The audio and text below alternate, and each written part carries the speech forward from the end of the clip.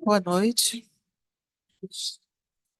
Faltam alguns segundinhos ainda para a gente começar, mas a gente já pode dar alguns avisos importantes, né, necessários, para a gente botar nosso celular no VibraCal, desligar. A gente está quietinho hoje, né? Então já deve estar entrando no clima, entrando na energia boa. Hoje a gente vai dar continuidade ao Evangelho segundo o Espiritismo. O capítulo vai ser o 13. Os itens do palestrante, nosso querido Evaldo, vai falar do item 7 e 8. E a nossa irmã Michele vai ler a página de preparo, com muito carinho para a gente.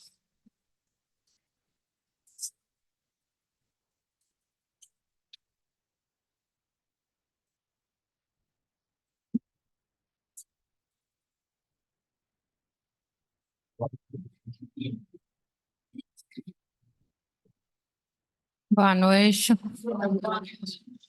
Capítulo 3. Não saiba a vossa mão esquerda o que dê a vossa mão direita.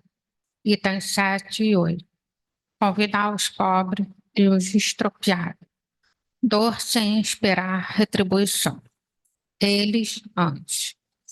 Quando deres um festim, não convide teus amigos, nem os teus irmãos, nem os teus vizinhos ricos, para que não suceda que também eles te tornem a convidar e te desejar isso recompensar. Jesus, Lucas, capítulo 14, item 2. Por festins deveis entender não os repassados, propriamente dito, mas a participação na abundância de que desfrutais. Capítulo 13, item 8. Quando derdes um festim, disse Jesus, não convideis para ele os vossos amigos, mas os pobres e os estropiados.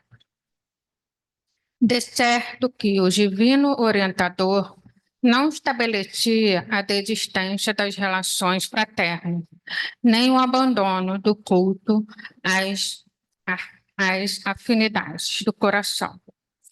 Considerando, porém, a humanidade por família única, indugia-nos a observar os irmãos menos felizes na categoria de credores principais de nossa atenção.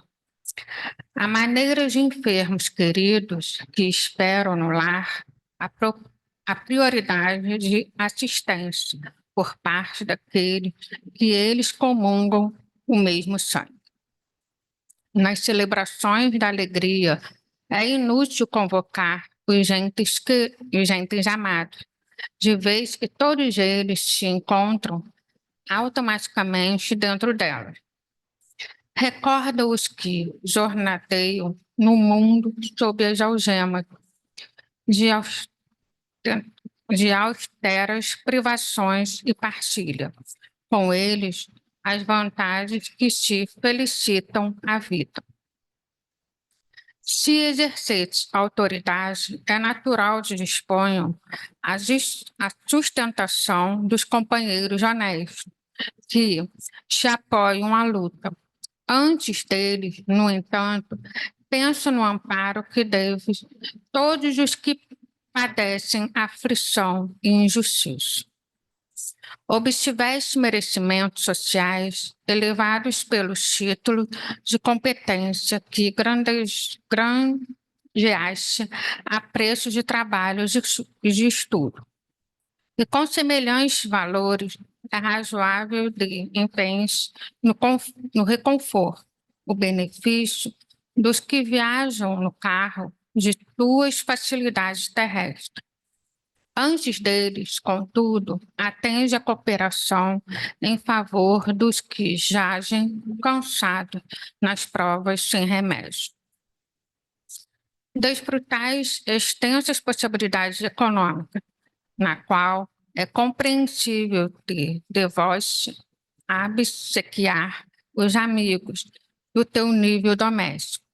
Antes deles, todavia, socorre os que esmorecem de fadiga e penúria, para quem, muitas vezes, a felicidade resiste num sorriso amistoso, num prato de pão, ou num prato de pão.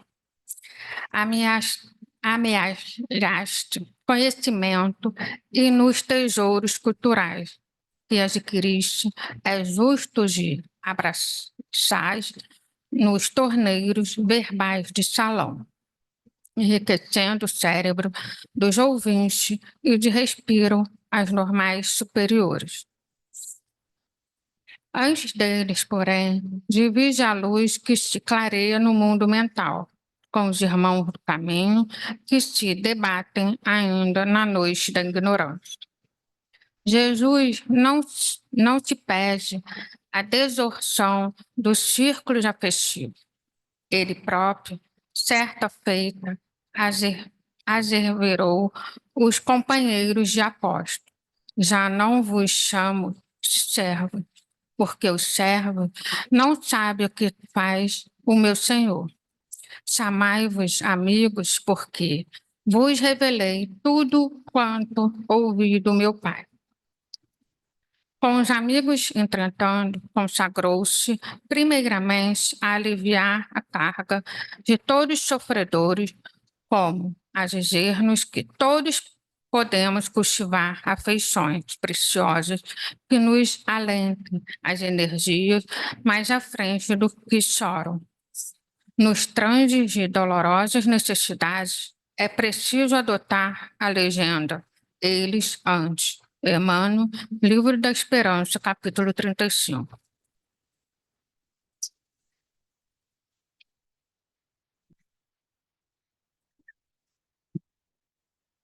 Obrigada, Michele. Então, envolvidos nessas palavras tão lindas, tão necessárias, agradecemos a Jesus, nosso mestre, aos mentores da casa, podermos estar aqui neste momento,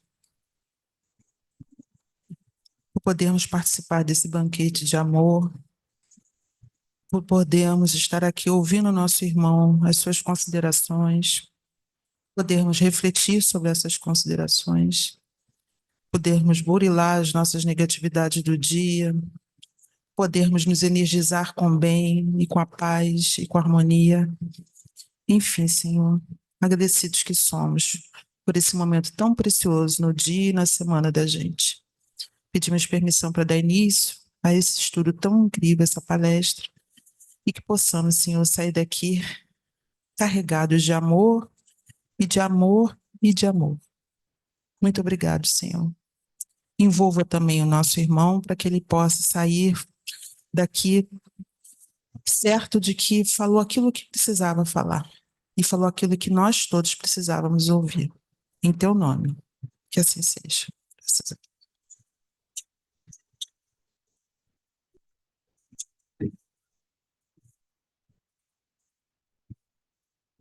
Que a paz bendita de Jesus, o olhar amoroso de Maria de Nazaré, aqueça nossos corações, porque corações aquecidos fazem com que ouvidos fiquem mais atentos.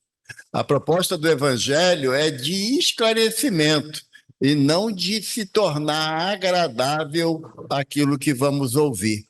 Porque o Evangelho, nas palavras de Jesus, Jesus fala que ele veio para que nós nos esclarecêssemos com a verdade, que a verdade nos libertará. E muitas das vezes, quando analisamos os conceitos do Evangelho,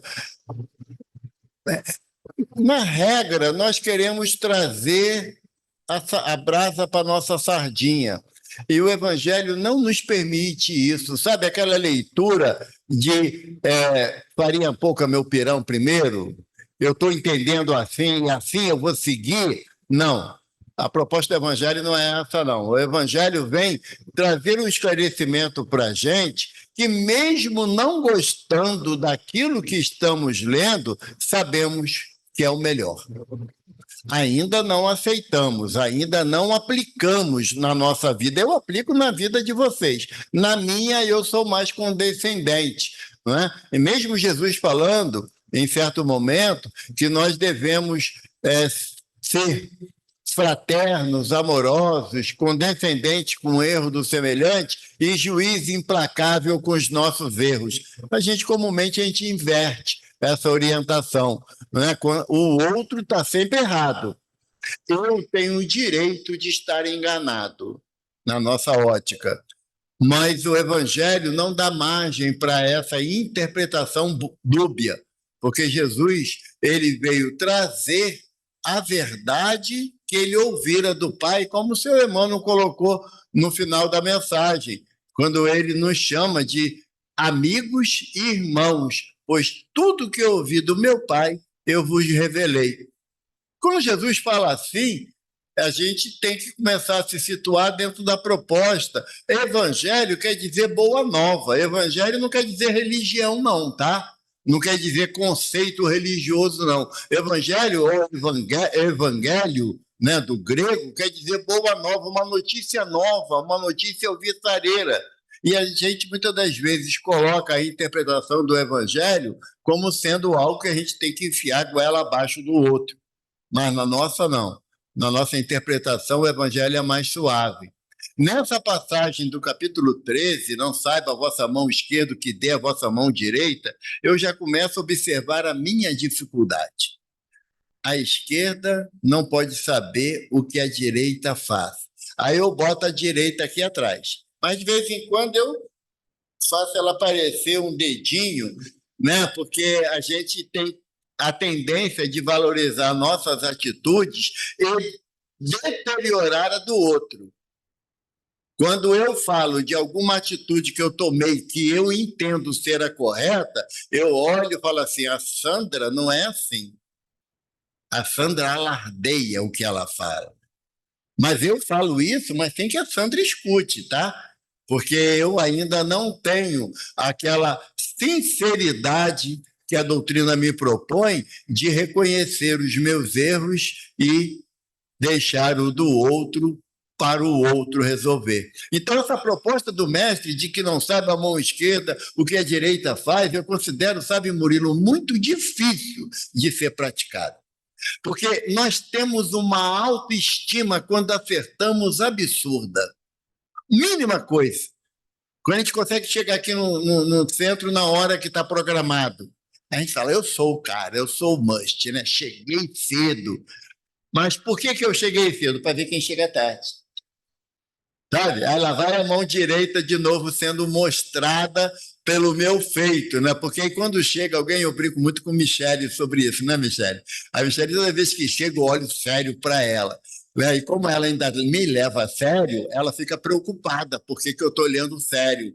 Né? Mas não é essa a finalidade. A nossa finalidade aqui na casa é eu fazer o que eu devo fazer, independente da ação do outro. Eu não tenho responsabilidade nenhuma pela atitude que qualquer irmão tome aqui dentro, lá fora, na sua vida particular, eu não tenho. É muito ruim eu compreender isso, porque eu me arvoro em juiz das ações alheias. Mesmo o Evangelho dizendo que não é essa a proposta. Se o Murilo chega aqui, senta ali, e ele acha que sentado na cadeira não está bom, ele senta no chão, eu já me arvoro em juiz da ação dele e falo, você não pode sentar no chão, levanta, vai embora. Aí, o que a espiritualidade fala? É melhor ele estar sentado no chão do que estar lá fora. Então, é melhor ele ficar aqui dentro. Então, as minhas regras, na maioria das vezes, não são aplicadas a mim, ao outro. E quando eu não aplico essas regras para mim, eu estou fazendo com que a direita saiba tudo que a esquerda faz. Eu ainda não tenho o olhar da magnanimidade que Jesus me propõe. Isso que Jesus conta, que está aqui no Evangelho de Lucas, no capítulo 14, versículo 12 a 15, se vocês me permitem, eu vou ler. Ela fala assim, Lucas fala assim, porque Jesus tinha sido convidado por um sacerdote para ir jantar na casa dele. E o convite de um sacerdote para Jesus, um sacerdote fariseu, para um profeta, na visão daquela época, era um convite quase que afrontoso. É como se um irmão, dependente de crack, nos chamasse para ir na casa dele fazer um lanche. Quem de nós iríamos? Livre de preconceito, sem fazer nenhuma avaliação da conduta daquele irmão. Simplesmente aceitasse o convite e fôssemos. Quem de nós diz, de coração aberto, não, eu vou de boa. Mas olha só, aqui na comunidade, aqui na Cidade de Deus, tem uma região chamada Coreia, que é a área mais complicada, vamos dizer assim, da comunidade. Aí o irmão fala assim, mas eu moro na Coreia, um barraco de madeira. Você vai mesmo? Aí eu começo a avaliar. Nesse caso em particular, para Jesus, para aquela cultura da época, o convite do sacerdote era quase um convite recusável por qualquer homem, na visão deles, de bom senso. Era recusável, porque o sacerdote não era bem visto, o farisaísmo não era bem visto. Inúmeras vezes os mestres chamou eles de raça de víboras, hipócritas. Sabe? Inúmeras vezes Jesus falou assim, por que Jesus chamava de raça de víboras? Porque eram peçonhentos? Não, não. A víbora, na cultura hebraica, tinha a visão que era um animal que rasteja, certo? A víbora rasteja, com o ventre no chão. Era o animal mais materializado que a cultura hebraica simbolizava, eram as víboras ou as cobras. E quando Jesus chamava os fariseus de raça de víbora, é o quê? Que eles só olhavam o aspecto material da vida, as conquistas imediatas da vida. Não era ofensivo como a gente hoje fala, não. A gente fala, fulano, né? Tem a linguinha para fora, que é a língua que traduz veneno, encrenca, confusão. Para aquela época, não. Raça de víboras eram aquelas pessoas que se atinham ao aspecto material da vida, e aí eu começo a me entender como também, algumas vezes, como víbora. Porque o meu olhar é extremamente materializado ainda, apesar de ser espírita e estar dentro de uma casa espírita. Eu analiso o comportamento do outro baseado na minha ótica. Se eu fizer isso, eu me considero errado. Então, se o outro está fazendo errado, acabou. Mas eu não analiso as contingências do outro. Eu busco estudar a doutrina espírita, então eu tecnicamente teria condições de não realizar as mesmas ações que aqueles que vivem alheio ao conceito da doutrina dos espíritos realizam. São medidas injustas para aquele que não conhece o que eu conheço. Então, quando Jesus se referia aos sacerdotes dessa forma, eles eram tidos pessoas de conduta um pouco duvidosa. Mas Jesus veio para os sãos ou para os doentes? Se nós nos consideramos sãos no aspecto moral, evidentemente que a gente não estava aqui dentro da Casa do Caminho Chico Xavier. Isso é lógico. E nem reencarnado num plano de prova e expiação. Então, Jesus veio para o Evaldo, e eu, como sou uma pessoa muito boa, sabe, muito fraterna, eu divido Jesus com todo mundo. E não é bem essa ótica. Eu não tenho nenhuma qualificação que me diferencie de ninguém nos 8 bilhões de espíritos encarnados no planeta, sem falar dos outros 24 bilhões que estão na esfera espiritual do nosso planeta, como fala Emmanuel para a gente, num livro...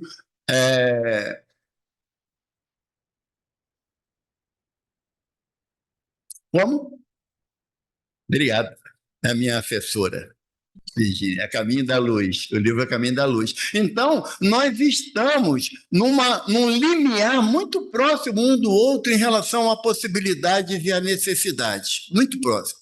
Emmanuel diz para a gente, num trecho de uma mensagem do livro Pão Nosso, que o maior criminoso da Terra, ele se separa de nós, às vezes, o Miguel fala sempre, né, um par de existência. Aí eu falo, um par são duas. No meu caso, o maior criminoso da Terra está separado de mim por uma única existência. Então, é um ímpar de existência, no meu caso. Por quê? Porque a minha tendência inferior, no aspecto moral e espiritual, me assemelha muito a um criminoso. Por quê? Porque eu ainda não mais cometo determinadas atitudes, e na maioria das vezes não é por consciência, por medo das consequências. Porque se eu assaltar, se eu matar, se eu fizer qualquer atitude que a lei dos homens coíbem, eu vou sofrer as consequências disso. Então, por uma questão só de juízo, eu não faço. Às vezes, sinto vontade de. Então, ainda não posso me qualificar como sendo alguém que está à parte do crime. Porque Chico pergunta a Emmanuel, como podemos qualificar o criminoso? E Emmanuel dá uma resposta que, a princípio, é muito dura, e depois a gente compreende que Emmanuel fala que o criminoso somos todos nós quando somos descobertos. Eu gosto de falar, que eu ouvi isso numa palestra, que nós vivemos, muitas das vezes, duas situações. Aquilo que a gente se apresenta para as pessoas que estão ao nosso redor e aquilo que está na nossa mente, no nosso pensamento, que muitas das vezes não são publicáveis o que pensamos. Temos consciência disso. E aí, uma vez, um palestrante falou que a maior dificuldade do espírita é que, quando desencarnar, essa parede é pequena. Vou botar essa parede aí. Todas as nossas mensagens do WhatsApp, inclusive aquelas que a gente apagou, vai aparecer no telão, do tamanho dessa parede aqui. Não vai dar para... Aquela que apagou, eles recuperam. A espiritualidade tem um programa que faz recuperar as mensagens, tá? E aquela que você pensou em digitar, mas travou também, vão aparecer no telão. E isso vai causar uma encrenca danada. Para mim, pelo menos, vai.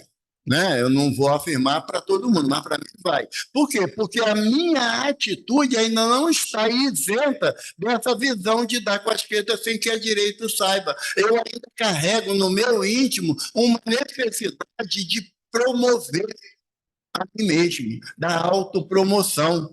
Quando eu venho à casa espírita, eu penso assim, poxa, eu sou legal, que hoje eu vim à casa espírita. Agora, fulano que não veio, e eu nem analiso o porquê do fulano não ter vindo. Eu simplesmente analiso que ele não veio porque ele não quer nada. Com estudo, uma doutrina, com conhecimento. Então, eu ainda não me coloco em condições de analisar essa proposta do mestre, porque ele fala para o sacerdote. Né? Disse também aquele que o convidara, quando derdes um jantar, uma ceia, não convideis nem os vossos amigos, nem os vossos irmãos, nem os vossos parentes, nem os vossos vizinhos que forem ricos, para que em seguida não vos convidem a seu turno e assim retribuam o que de vós receberam. Quando derdes um festim, convidai para ele os pobres, os estropiados, os coxos e os cegos.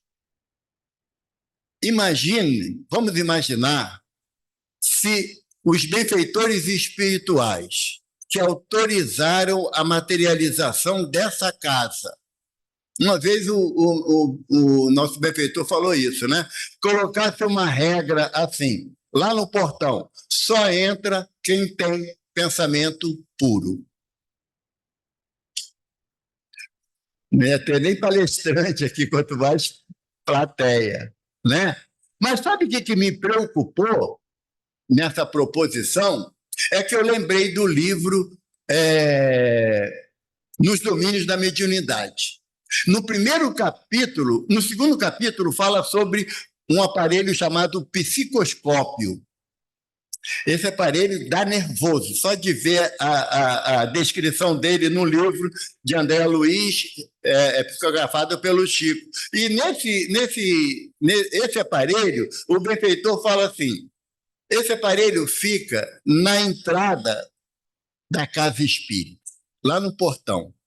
E ele escaneia cada irmão que chega no aspecto moral.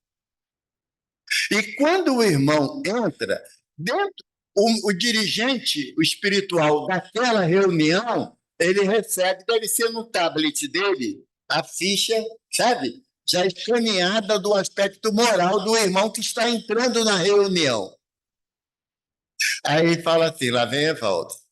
Olha só, olha a ficha dele, cheia de encrenca, uma porção de linha vermelha de anotações para a gente se preocupar e ajudar ele nesse momento em que ele busca a casa espírita para receber uma ajuda. Mas se preocupam da forma que vão me ajudar e não da forma que vão me julgar. Porque a gente fica preocupado quando fala desse aparelho, por quê? Imagina, Sandrinha, você pega a ficha do Evaldo e fala, olha o sem vergonha, olha lá a carinha de anjo dele. Não, anjo não, que é muito, né? A carinha dele de gente boa. Não, essa aí quem faria sou eu. Eu faria isso, eu analisaria o comportamento individual de cada um para descer a marreta. Ou seja, eu teria condições de ser convidado para esse banquete, nas palavras de Jesus? Teria. Porque eu sou um pobre, sou um estropiado ainda não compreendi a beleza do Evangelho, que é aceitar a minha presença, mesmo com as minhas maiores dificuldades morais. Porque o mestre fala assim, vinde a mim, vós, todos vós que estáis cansados e sobrecarregados, que eu vos aliviarei. Jesus não fala para vir, cada um de nós, já prontinho para ser um trabalhador da sua seara, não. A proposta do mestre é que reconheçamos as nossas dificuldades, mas mesmo assim, mestre, eu quero te seguir. Eu quero ser amparado pelo teu olhar amoroso, sabe? A proposta do mestre é o inverso da nossa visão, porque nós queríamos que só penetrasse aqui espírito puro. Isso não é planeta Terra, não é plano de prova e expiação. O Chico falou uma vez para a gente que naquele portão entra magotes de irmãos necessitados. Aí, quando eu ouvi isso, pensei o quê? Nos espíritos, né? Ele falou, não, somos nós. Magote, grupos de irmãos necessitados. Aí eu aponto para a Gabriela, para o Antônio Carlos, para o Murilo, e aponto erros deles. Não, mas o meu. Né? E o meu erro? Aonde que eu vou me qualificar e me quantificar nas atitudes indevidas que eu tomo? A proposta do Evangelho é esse autoconhecimento. Aí o mestre fala assim para a gente, e serei ditosos por não terem eles meios de vô-lo retribuir, pois isso será retribuído na ressurreição dos justos. O que Jesus fez vindo à terra? Se não estar com os pobres e os estopiados, morais, não é pobres financeiramente falando, não. São os pobres morais, não foi isso que o mestre fez? E ele esperou o reconhecimento da gente, ele esperou que nós o abraçássemos como o Cristo Consolador? Não, não, a gente crucificou ele. Mas aonde estava a esperança dele do retorno do seu amor? No dia do justo. Quem era o justo para o povo hebreu? Aquele que cumpria a lei de Deus. Foi isso que ele tinha que fazer. Jesus não fez? Não cumpriu a lei de Deus na sua integralidade? Então ele está falando aqui, olha só, se você quiser só os bons para vir para a tua ceia, vai ficar vazia a tua casa. Porque não tem. Não tem espírito já equilibrado, harmonioso no nosso planeta, não tem. Nós temos alguns pontos que a história nos fala de irmãos que alcançaram um nível elevado de equilíbrio, de amor, de caridade, mas a grande maioria de nós ainda somos reflexos de ações infelizes. Né? As cruzadas, a Inquisição, a noite de São Bartolomeu, são emoções que, quando a gente começa a analisar, estudar, elas ainda gritam no nosso íntimo. Então, nós somos esses pobres, esses estropiados, que ainda não compreendemos o ensinamento de Jesus a ponto de beneficiar alguém pela alegria de servir. Ainda, eu falo por mim. tá? Ainda não existe esse desejo premente em mim de fazer o bem pelo bem. Não, eu faço o bem, até faço o bem, mas com algumas exigências. Tem que ser na minha regra, na minha linha de conduta, porque se não for assim, vai dar ruim. E a proposta do Evangelho é que eu me coloque na minha condição de pobre e estropiado. Eternamente? Não. Quer ver uma frase que eu estremeço quando eu escuto, Sandra? E nós, Senhor, os eternos pedintes. Jesus não nos quer como sendo eternos pedintes, quer, Murilo? Jesus nos quer autossuficiente na nossa capacidade de amar, na capacidade de auxiliar um ao outro, e não como eternos pedintes, que aí a gente está dizendo que Deus nos criou para sofrer, para a gente nunca se sentir pleno na conquista que nós tivemos, no amparo que nós recebemos. Então, Jesus fala para a gente, e aí, olha o que Lucas anota na observação. Um dos que se achavam à mesa ouvindo essas palavras disse-lhe, feliz do que comer do pão no reino de Deus. Olha só, a observação do evangelista, que havia um homem naquela mesa, um único homem que entendeu o que Jesus quis falar. Entendeu. O homem falou assim, caramba, a gente está aqui reunido num jantar na casa do sacerdote, sabe? Porque aquela época era assim, Sandra. Eu falo para você, olha, Sandra, amanhã é meu aniversário, eu queria que você fosse lá em casa almoçar comigo. Eu estou convidando você e teu prédio todo. Naquela época era assim, porque não havia convites individuais, era para aquele grupo que você estava inserido. É por isso que ninguém chama ninguém na casa do outro, né? Agora, né? Porque fica com medo de acontecer isso, né? Mas naquela época era assim. Então, quando o sacerdote falou para Jesus que convidava ele para ir jantar na sua casa, Jesus tinha oficialmente 12 discípulos. Se nós formos contar aqui, o que mais tem aqui, homem ou mulher? 99% das reuniões espíritas, o naipe feminino ganha gente de lambuja. E por que na época de Jesus era diferente disso? Não era, não. Porque as mulheres acompanhavam o mestre até para dar o suporte necessário para aquelas reuniões e eram em grande número. Era em grande número. Então, quando chamou Jesus, chamou quem? Os discípulos, os 12 e as mulheres. Então, era boca livre com as 50 pessoas. E quando só um entendeu a mensagem do mestre, quando diz, bendito aquele que come do pão no reino de Deus. Por quê? Porque esse convite de Jesus, ele não se aplica ao nosso cotidiano. É uma proposta do mestre para que nós caminhemos espiritualmente para chegarmos no festim que ele nos propõe. E porque agora nós estaríamos na condição do festim das bodas daquele que estava sem a túnica nupcial. Uma outra proposta do mestre de entendimento. Nós ainda estaríamos aqui, nesse jantar aqui em particular, analisando como é que o outro se veste, como é que o outro fala, como é que come, sabe? Guardando comida dentro da roupa, que vergonha. Né? A gente vai à festa de aniversário e quer levar docinho da sacola, né? Tem gente que leva pote de sorvete para trazer pedaço de bolo, né? Então, por quê? Porque ainda da nossa natureza de a gente não saber conviver com as pessoas que estão ao nosso redor na condição de irmãos. Que se for irmão, você não vai querer levar vantagem sobre ninguém. A proposta do mestre é essa. Que se você compreende que você estando numa festa cercada de pessoas que não poderão retribuir, você tem que estar totalmente desligado da pretensão de você ser um bom anfitrião. Tem que estar desligado. Porque aqui a alegria do mestre nessa proposta aqui é de ver a casa cheia. Como a gente fica quando a gente está aqui no CSX, né? Nos domingos que temos o tratamento espiritual aqui pela equipe de Sheila, através de Dr. Erma, nós vemos essas cadeiras aqui repletas, lá fora repletos. Por quê? Porque viemos em busca de um tratamento espiritual. Mas hoje, que é o festim, hoje que é a festa, sabe?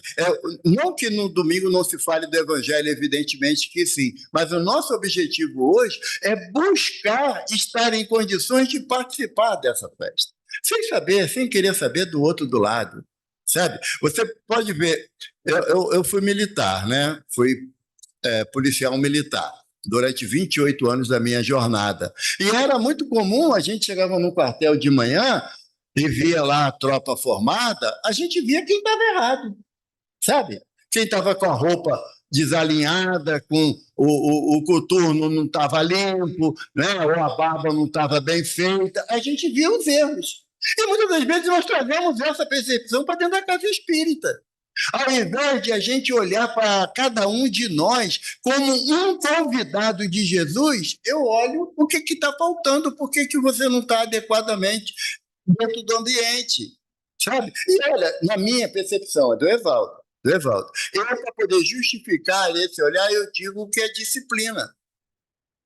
Imagina se a espiritualidade quisesse me disciplinar, dentro do conceito de disciplina que a doutrina me propõe, que é amar a Deus sobre todas as coisas e ao próximo como a mim mesmo. Imagina se a espiritualidade chegasse e falasse, hoje o Evaldo vai ter que andar na linha. Eu certamente estaria desencarnado, porque na linha, para mim, é igual andar na linha do trem, sem olhar que vem o trem.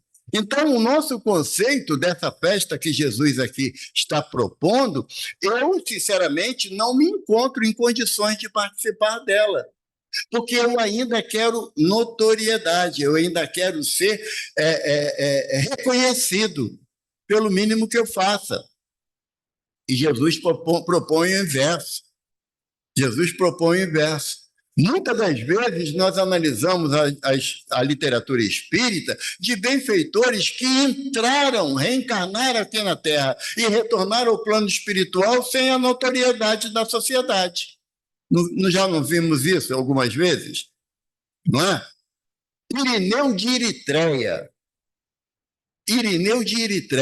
um espírito cristianizado já, lá no século III, que foi resgatado centenas de séculos depois, porque acharam o manuscrito falando da obra dele à luz do Evangelho, mas ele passou desapercebido pela sociedade que ele estava inserido. Então, a proposta do Evangelho é você fazer o bem, sim, o máximo de possibilidade que você tenha, sim, mas sem a linha da crítica para aquele que ainda não consegue, para aquele que ainda não entende. Porque aqui embaixo, seu Emmanuel, aliás, o seu Allan Kardec coloca uma frase aqui que Emmanuel pegou e grafou na página de início. Ele fala assim, aqueles sem irem recrutar os cegos estropiados praticam a máxima de Jesus, se o fazem por benevolência sem ostentação e sabem dissimular o benefício por meio da sincera cordialidade. Olha a proposta de Kardec. Nós temos que ter a sincera cordialidade para com todos que entram aqui, sabe? Não é só com você que é minha amiga de tantos anos, sabe? Não é saber que você chegou aqui, às vezes, um pouco alterada e eu não ter o olhar de crítica sobre você. Eu te oferecer um abraço fraterno, sabe? Para que você saiba que pode contar comigo. Já passamos por experiência na nossa jornada que sabemos o quanto é importante saber poder contar com alguém que não seja familiar, que não esteja próximo da gente naquele momento pelos vínculos familiares, mas alguém que chegue e nos dê um abraço sincero, sem perguntar nada, sem falar nada, sem exigir nada. Aí Kardec fala assim, por festins deves entender não o repasto propriamente dito, mas a participação na abundância de que desfrutais. O que Jesus está falando é o seguinte, é que ele nos convida para conviver com a sua alegria de servir. Sabe? A abundância que o mestre nos fala é aquela abundância de estar feliz, de estar rodeado de pessoas que realmente entendem ou querem entender a proposta do Evangelho. Lembra aquela passagem do Evangelho que Jesus fala assim: eu vos trago vida e vida em abundância? Não é quantidade de vida, não, de reencarnação, não. É a vida na sua plenitude de servir, de ajudar o outro. E a nossa visão, quando ouvimos isso, é que Jesus está garantindo para a gente inúmeras existências. Não, isso daí o mestre sabe que é da lei. A lei da pluralidade das existências nos propõe essa reencarna, desencarna, esse ciclo, até que nós nos conscientizamos que temos que mudar a nossa conduta, temos que mudar o nosso comportamento. Mas é que nós saibamos que a participação na abundância de que desfrutais. Jesus era pródigo, é pródigo em tudo que ele propõe. Jesus não dá mínimo, não dá pouco, ele dá e dá em abundância. Então, quando você faz uma festa, não é você contar, não, são 5 salgadinhos para cada pessoa, então são 50 pessoas, 250 salgados, vai ficar caro para caramba essa festa. Não, não é isso, não. É você ter a certeza que você pode estar dando 5 salgadinhos para cada pessoa, mas dando com alegria, com felicidade, sendo útil para aquela pessoa que chega dentro de uma necessidade que a gente não reconhece ainda. Sabe? É você olhar um para o outro e falar assim: o que eu posso te ajudar e não o que eu posso te corrigir. Eu tenho muito medo disso, sabe? Quando eu vou em alguma casa espírita visitar alguma casa espírita, então a gente tem um ditado que fala que pisa em ovos, né? Você não sabe onde você pode sentar, se você pode falar, se você pode ir no banheiro, você não sabe. Você está ali ainda, está um pouquinho fora da casinha. Com o transcorrer da reunião, você vê a participação daqueles que frequentam a casa, aí fala assim: eu posso cruzar a perna.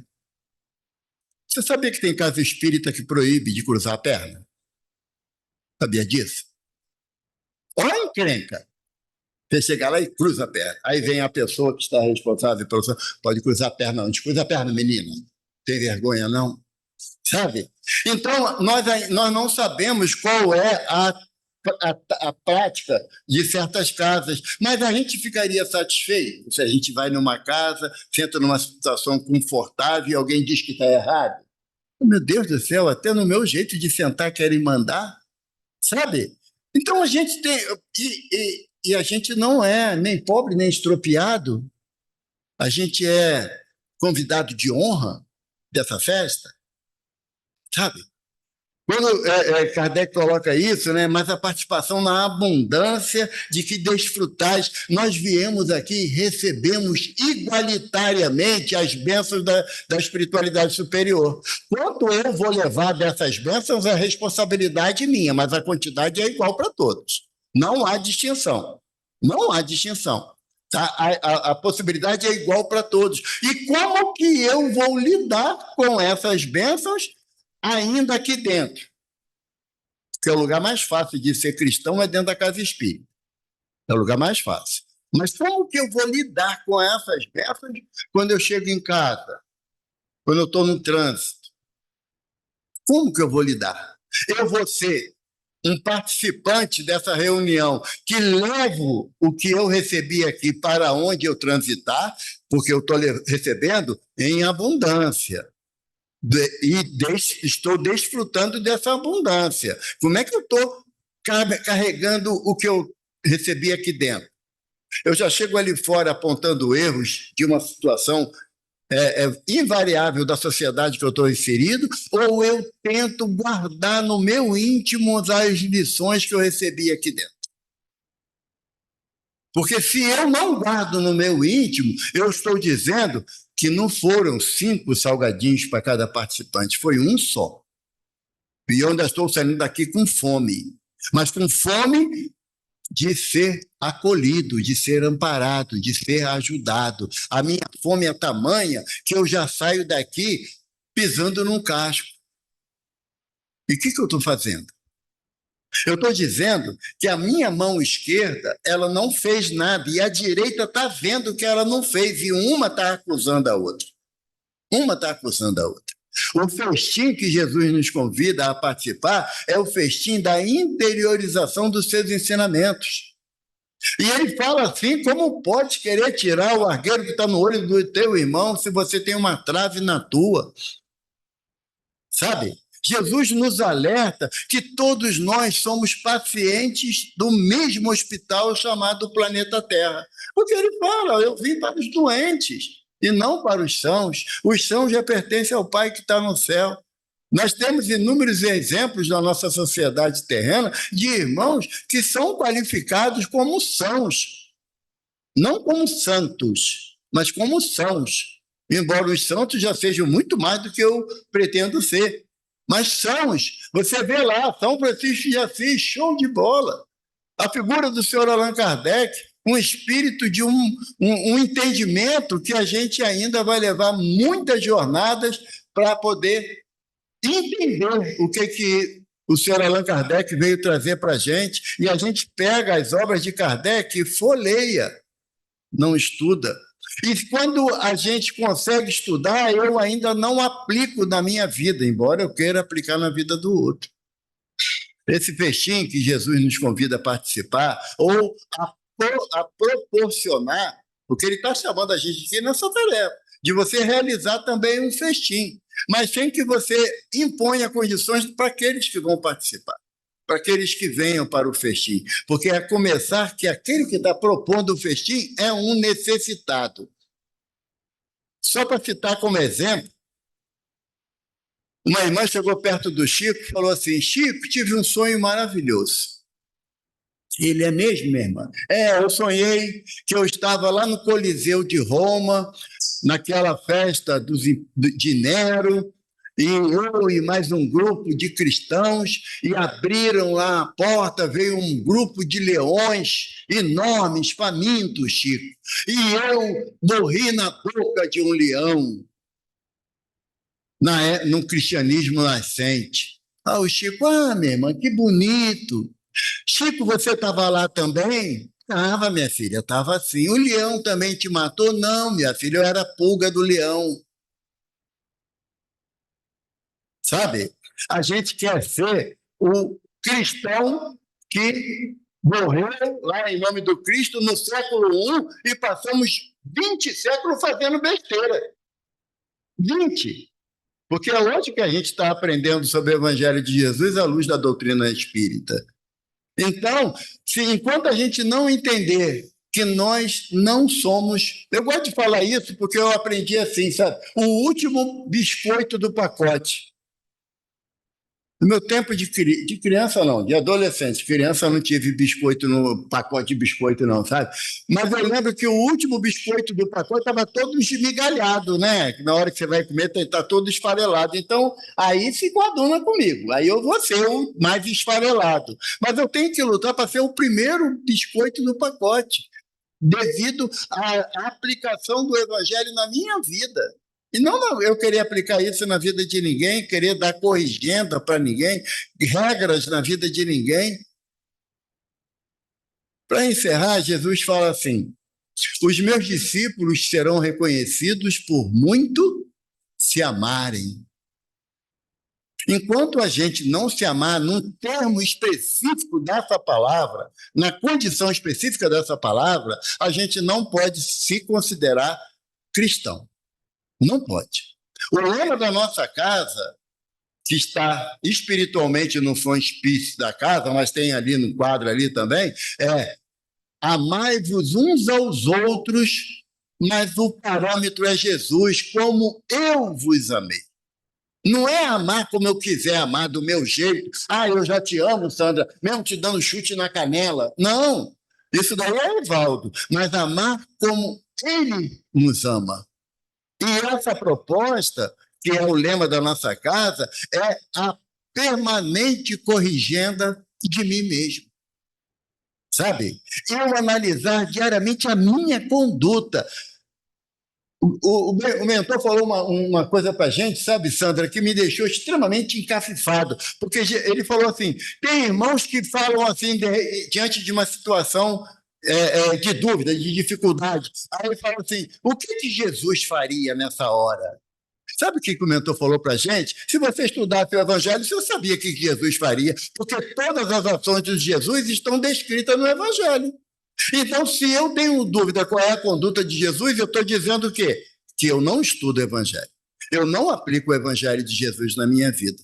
Então, não adianta que a minha mão esquerda, fazendo ou não, a direita vai fazer alarde, vai fazer alarido, porque eu ainda não compreendi que eu tenho que servir primeiro para depois ser servido. Eu tenho que amar primeiro para depois ser amado. Eu tenho que compreender primeiro para depois ser compreendido. Acho que a gente lembra de quem é essa prece.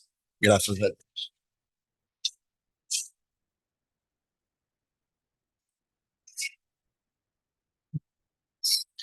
Muito pano para manga, né? Temos muita coisa para refletir. E agora a gente vai relaxar, se preparar para o passe e pedindo a Jesus e aos mentores da casa que com todo amor nos cerquem com a sua energia de luz, nos trazendo aquilo que precisamos para levar no nosso caminhar do dia a dia. Muito obrigado, Senhor, por essa oportunidade.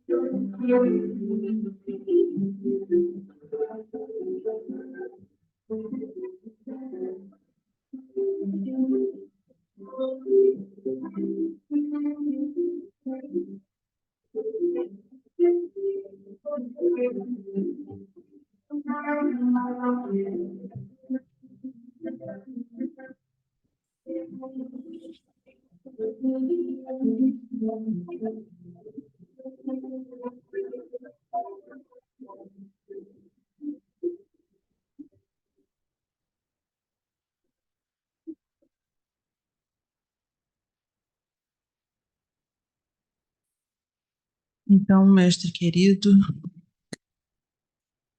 depois de estarmos aqui nesse banquete, já aceitarmos esse convite tão precioso, agradecidos que somos por esse amor que sentimos nesse momento, por esse acolhimento, por essa luz irradiando no nosso coração, que ela possa seguir a gente no nosso caminhar, que ao sairmos por aquele portal, a gente possa estar levando junto a esperança, a perseverança, a força de vontade de persistirmos sempre na tua palavra, na tua mensagem, nos teus exemplos. Ainda que seja muito difícil, ainda que seja muito trabalhoso, ainda que tenhamos que entender muitas e muitas coisas, que o Senhor possa, a partir dessa espiritualidade do amor, nos acompanhar sempre e nos permitir sempre essa entrada nesse banquete tão poderoso, tão amoroso, tão acolhedor, que nos refrigera, que nos ilumina e que nos fortalece para as batalhas do dia a dia. Pedimos permissão para dar por encerrado a reunião dessa noite e que possamos, Senhor, ser verdadeiramente gratos no nosso coração por esse momento. Que assim seja, graças a Deus. Então, vamos aos avisos normais, né?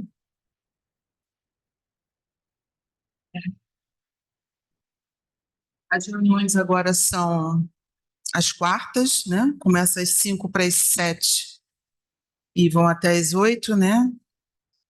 Tem a de sábado, que todo mundo já conhece, já é mais comum, que começa às 5 para as 5, vai até às 6. Temos os cursos, continuamos com os cursos online na segunda e na sexta-feira. Na segunda, o Livro dos Médiuns, na sexta, o Evangelho segundo o Espiritismo, começando às 5h30, com a leitura do livro. Nós estamos agora lendo Ave Cristo, é um preparo para começar o estudo às 18 horas, que vai de 18 às 19. Como eu falei, segunda, o Livro dos Médiuns, sexta-feira, o Evangelho. Mas também temos estudos presenciais de iniciação ao Espiritismo, Evangelho segundo o Espiritismo, o Livro dos Espíritos e o Livro dos Médiuns, toda quarta e todo sábado.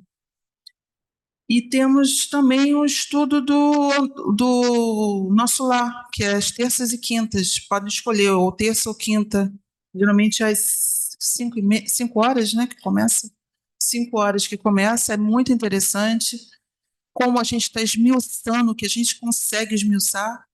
Então, está bem no início. Quem quiser participar pode vir, é muito interessante. É uma visão completamente diferente daquilo que a gente vê em filme e até do que a gente vê quando a gente lê, porque muita gente já leu esse livro, né? Então, eu convido a todos. Tem a biblioteca, que é bem rica, a biblioteca daqui, vale a pena. E é isso, gente. Quem tiver inscrito no atendimento fraterno, por favor, permaneçam nas suas cadeiras, que o trabalhador vai chegar até vocês. E eu desejo do fundo do meu coração que vocês vão para casa em paz e com Jesus. Tá? Fiquem com Deus.